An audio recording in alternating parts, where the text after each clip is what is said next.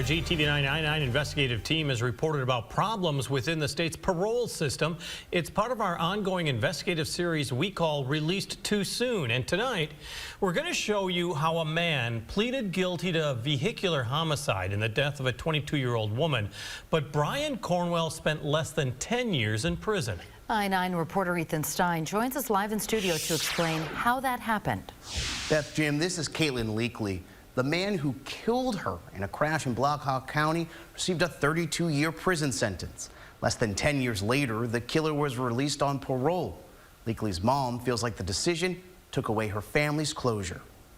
She was a people person. Jennifer Leakley Hodges won't ever forget her daughter, Caitlin. She'd get in your heart, and once she's in your heart, she's there. Like, even if she got into a fight with you, she would still have your back. And she won't ever forget the call she got in 2013. I remember the exact words are you Kate Leakley's mom? I didn't even have to go anything further. My heart dropped, phone dropped. Caitlin died at the hospital. A pickup truck crossed the center line and hit a motorcycle carrying Caitlin. She had a massive internal brain injury, and the pickup truck driver had a blood alcohol content at .214, more than twice the legal limit. Caitlin's mom remembers seeing her in the hospital. It's etched in my brain. I mean, it's just, I can't even explain it. It's 10 years and I can still picture every single thing. Records show the driver pled guilty to multiple crimes after the crash, including homicide by vehicle.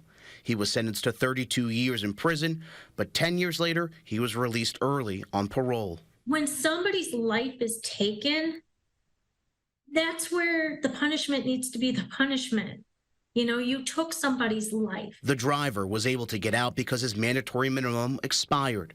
State law allows inmates the chance to get released early unless they have a mandatory minimum or a life sentence. The driver had neither, allowing 3 members of the Board of Parole to make a judgment call to release him early.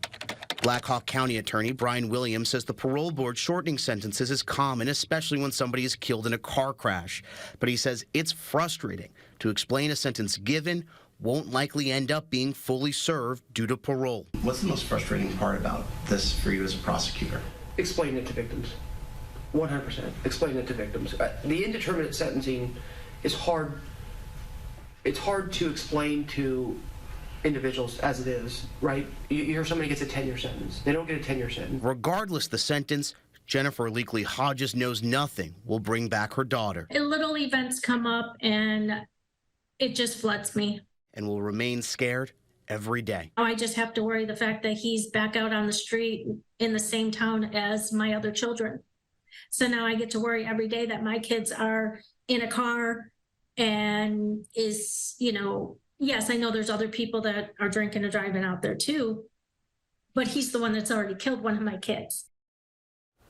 State law says the decision to release an inmate is a judgment call. Data shows the board makes the judgment call more than 11,000 times each year. In past cases, board chair Nick Davis told us the board makes the best decisions it can with the information available to it. Now, we did not find anything illegal about this case, but our I-9 team has found other issues within the parole system in the past over the past 2 months, like an inmate ineligible for parole getting released early.